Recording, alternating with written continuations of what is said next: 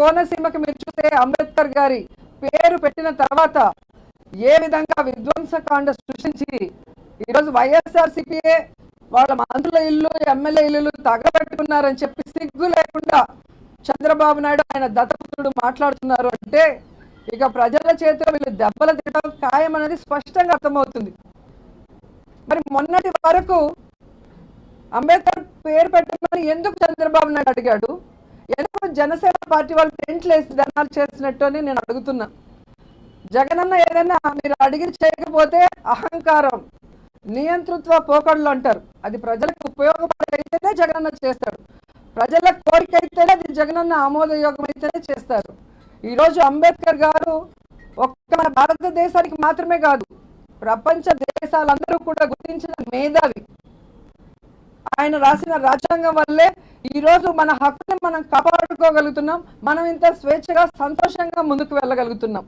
అలాంటి గొప్ప వ్యక్తి పేరు పెడితే దాన్ని ఏ విధంగా రాజకీయ లబ్ధి కోసం దళిత మంత్రిని కూడా చూడకుండా విశ్వరూప్ గారి ఇల్లు కార్లన్నీ ధ్వంసం చేశారు. అలాగే బీసీ ఎమ్మెల్యే ఇల్లు ఇలా ధ్వంసం చేసి తగలబెట్టారో రాష్ట్ర ప్రజలందరూ కూడా చూస్తున్నారు. నిజంగా ఈరోజు మిమ్మల్ని అడుగుతున్నాను, కోనసీమకి అంబేద్కర్ గారి పేరు ఉంచాలా వద్దా? Telugu Desam party, Janasena party, BJP party సూటిగా ఆన్సర్ చెప్పాల్సిన అవసరం ఉంది. ప్రతిదీ రాజకీయం ఓట్ల కోసం పిచ్చి వాగుతూ పిచ్చి చేష్టలు చేస్తూ లా అండ్ ఆర్డర్ ప్రాబ్లం తీసుకొస్తే మాత్రం సహించేది లేదు. ఎందుకంటే ఆయన బాధుడే బాధ కార్యక్రమం శ్రీకాకుళంలో స్టార్ట్ చేసిన రోజే నేను చెప్పాను, ఏదో ఒక ప్లాన్ ప్రకారం వస్తున్నారు. ఈ రాష్ట్రంలో అందరూ మనశ్శాంతిగా ఉంటే చంద్రబాబు నాయుడికి మనశ్శాంతి లేకుండా పోయింది. కాబట్టి ప్రజల మధ్య గొడవలు పెట్టి ఈ విధంగా విధ్వంసకాండలు సృష్టించడానికి వచ్చారు. జాగ్రత్తగా ఉండండి అని కూడా చెప్పడం జరిగింది. అండ్ ఈరోజు లైవ్ లో కోనసీమలో ఏదైతే ఇన్సిడెంట్ జరిగిందో దాంట్లో ఎవరెవరని చెప్పి 70 మంది దాకా ఈ సోషల్ మీడియాలో కానీ, ఫోన్ కాల్స్ లో కానీ, వీడియోస్ లో కానీ ఐడెంటిఫై చేస్తే తెలుగుదేశం పార్టీకి, జనసేనకి సంబంధించిన కార్యకర్తలు, నాయకులు ఉండటం సిగ్గుచేటని కూడా ఈ సందర్భంగా తెలియజేసుకుంటున్నాను. అండ్ మా కో ఆర్టిస్ట్ బాలకృష్ణ గారిని చూస్తే నిజంగా చాలా బాధేస్తుంది. తండ్రి గారికి తగ్గ తనయుడుగా ఉంటే ఈరోజు రాజశేఖర రెడ్డి గారు తర్వాత జగన్మోహన్ రెడ్డి గారు ఎలా ముఖ్యమంత్రి అయ్యారో, ఎన్టీఆర్ గారు చనిపోయినప్పుడు బాలకృష్ణ గారు కూడా అలాగే ముఖ్యమంత్రి అయ్యే అవకాశాలు ఉన్నాయి. కానీ వీళ్ళందరి అమాయకత్వాన్ని తనకి ఉపయోగించుకొని చంద్రబాబు నాయుడు ఎన్టీఆర్ కొడుకులందరినీ కూడా ఎలా వాడుకొని బయటపడేసి వెన్నుపోటు పొడిచి తాను ముఖ్యమంత్రి అయ్యాడో కూడా మనం అందరం చూసాం. ఆ తర్వాత ఎన్ని సంవత్సరాలు ఆ కుటుంబాన్ని పట్టించుకోకుండా మళ్ళీ అధికారం కోసం ఆ కుటుంబాన్ని దగ్గరికి చేర్చుకున్నాడో మనం చూసాం. ఈరోజు చంద్రబాబు నాయుడు 14 సంవత్సరాలు అధికారంలో ఉన్నప్పుడు గుర్తురాని ఎన్టీఆర్ గారి ఊరు ఈరోజు సడన్గా బాలకృష్ణ గారికి గుర్తొచ్చి అక్కడికి వెళ్ళి ఎన్టీఆర్ గారికి నివాళులు అర్పించి ఇక్కడ టూరిజాన్ని డెవలప్ చేస్తాను, ఇక్కడ ఎన్టీఆర్ది పెద్ద స్టాచ్యూ పెడతాను అని చెప్తుంటే అమ్మాయి కూడా తెలియని తనమా నాకు అర్థం కాలేదు.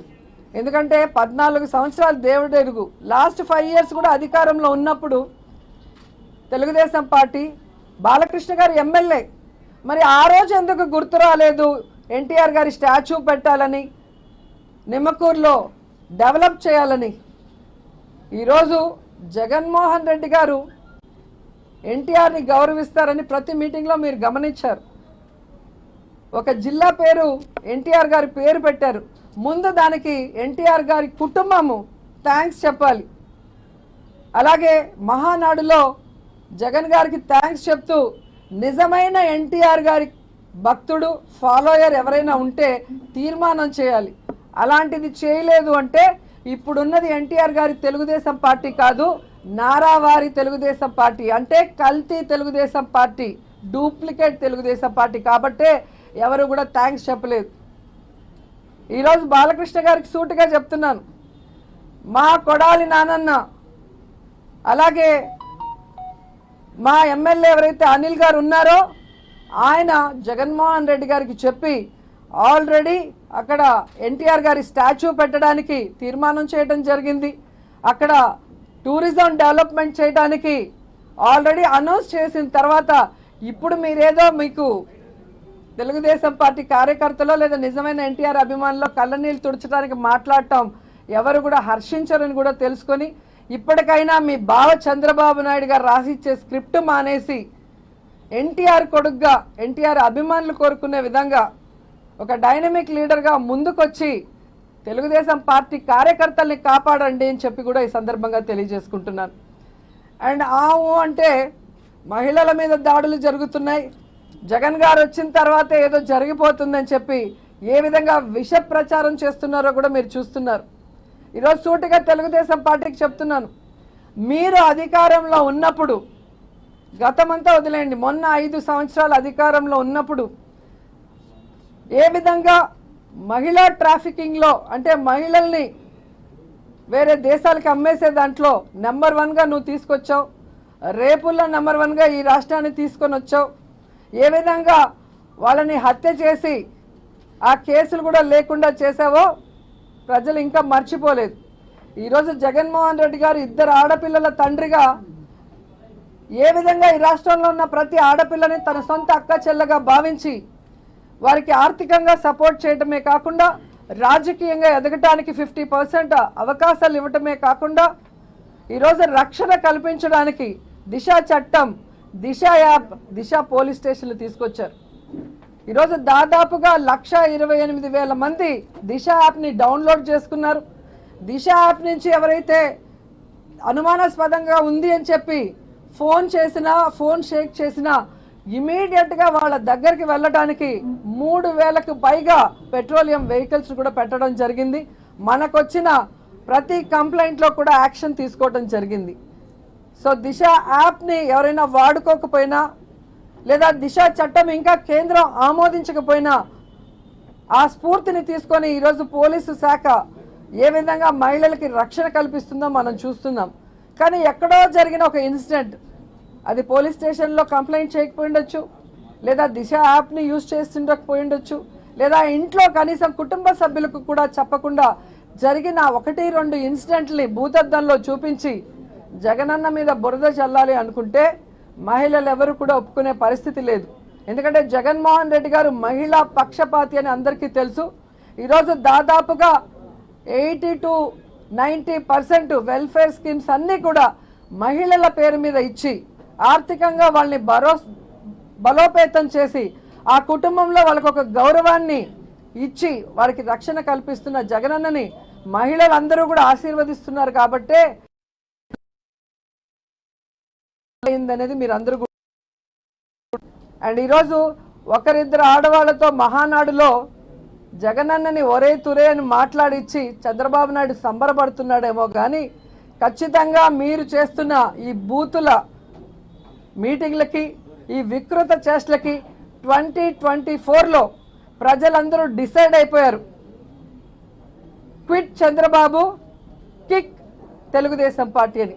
ఒక్క తన్నుదంతే ఆంధ్ర ప్రజలు తెలుగుదేశం పార్టీ మొత్తం ఏపీ నుంచి ఎక్కడో పోయి పడుతుందన్న సంగతి తెలుసుకోండి. ఇప్పటికైనా ఒళ్ళు దగ్గర పెట్టుకొని, నోళ్ళు దగ్గర పెట్టుకొని మాట్లాడండి. ఒక ముఖ్యమంత్రికి ఇవ్వాల్సిన కనీస గౌరవం కూడా లేకుండా ఈ విధంగా మాట్లాడే వాళ్ళ ఇంట్లో వాళ్ళ పెంపకం ఎలా ఉందో ప్రజలందరూ గమనిస్తున్నారు. ఖచ్చితంగా ప్రజలు సరైన సమయంలో మీకు బుద్ధి చెప్తారని కూడా ఈ సందర్భంగా తెలియజేసుకుంటున్నాను. Thank you so much.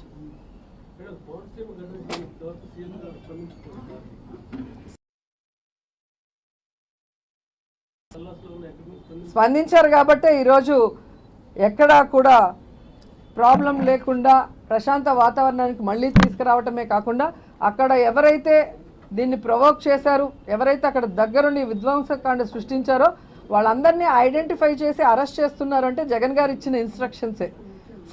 Press ముందుకు వస్తేనే జగన్ గారు స్పందించినట్టు కాదు. ప్రజలకు ఉపయోగపడే విధంగా ఏ పని చేసినా జగన్ గారు చెప్తేనే ఇక్కడ మంత్రులు కానీ లేదా అఫీషియల్స్ కానీ ముందుకు వెళ్తారు. అదే గతంలో మనం చూసాం ఏ విధంగా చంద్రబాబు నాయుడు గుర్రాలతో తొక్కించడం, కాల్పులు జరిపించడం, రైతులను చూడడు, అంగన్వాడీ వర్కర్లను చూడడు.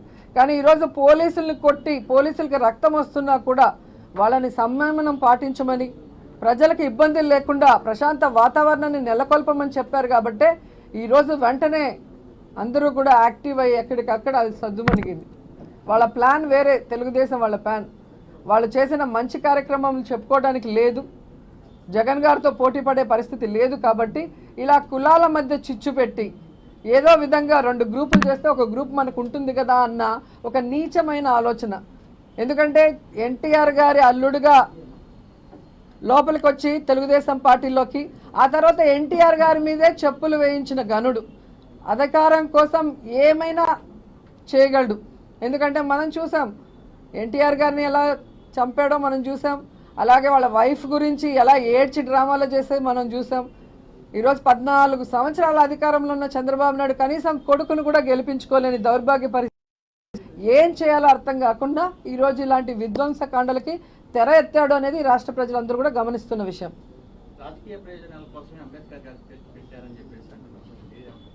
రాజకీయ ప్రయోజనాల కోసమే అంటే ముందే పెట్టుంటాం కదండి.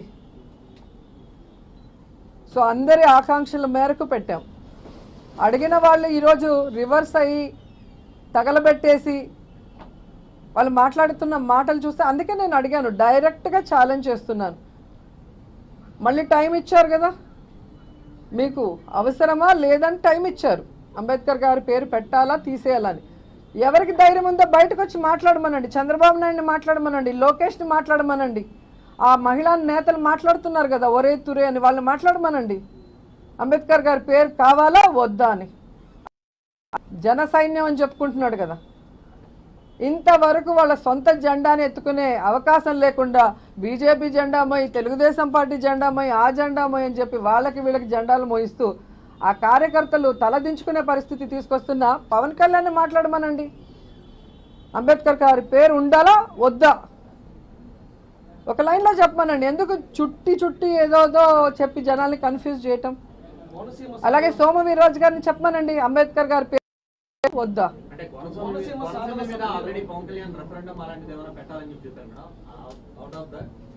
అంబేద్కర్ ఫోటోతో మేము జనాల్లోకి వెళ్ళి ఎలక్షన్స్ లోకి వెళ్ళగలే దమ్ము మాకుంది, అదే పని వైఎస్ఆర్ ఫోటో లేకుండా అంబేద్కర్ ఫోటోతో వెళ్లే దమ్ము వైసీపీ నేతలకు ఉందా అని చెప్పి జనసేన నేతలు ఈరోజు ఎస్సీ ఎస్టీలు జగన్మోహన్ రెడ్డి గారికి బలంగా ఉన్నారన్న బాధతోనే ఈరోజు వాళ్ళు మాట్లాడుతున్నారు. కానీ ఈరోజు ఎవరు చేశారు ఎస్సీ ఎస్టీ బీసీ మైనార్టీ 17 మంది మంత్రుల్ని ఏ రాష్ట్రంలో ఎవరు చేశారో నాకు చెప్పండి.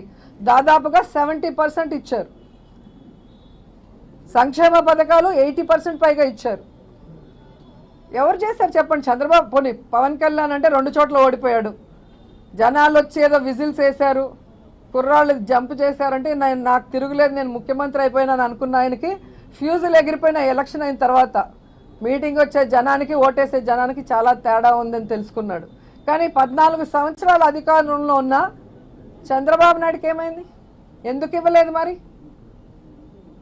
ఈరోజు మమ్మల్ని ప్రశ్నిస్తాడు, నువ్వెవరు ప్రశ్నించడానికి? మాకు ఓటేసింది జనాలు, మాకు అధికారం ఇచ్చింది జనాలు, జనాల్ని ప్రశ్నించమనండి, ఆన్సర్ చెప్తాం.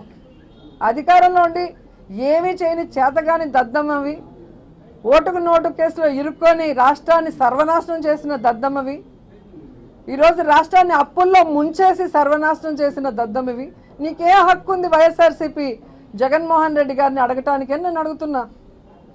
హాయ్ ఫ్రెండ్స్, మా టుడే టుమారో యూట్యూబ్ ఛానల్ చూస్తున్నందుకు చాలా థ్యాంక్స్.